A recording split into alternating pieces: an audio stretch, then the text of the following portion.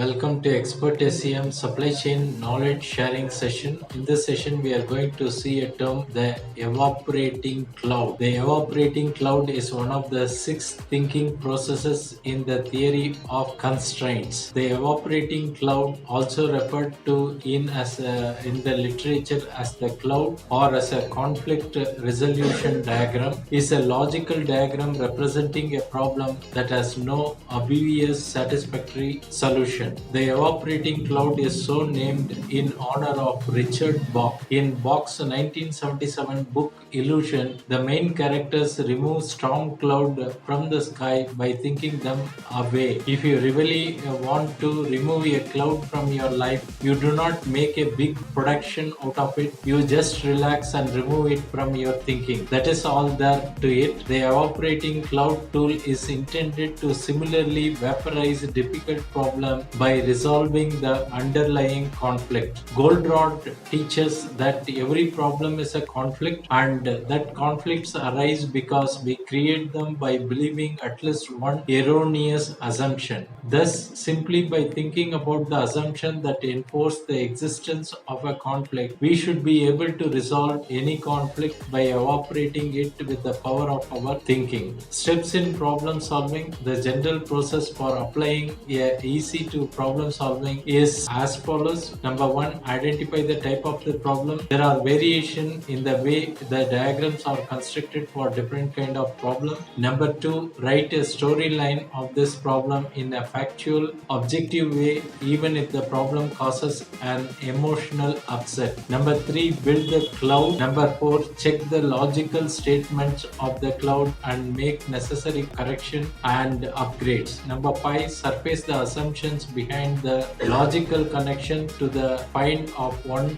that is supporting the conflict. Number 6, construct your solution and check it for win-win.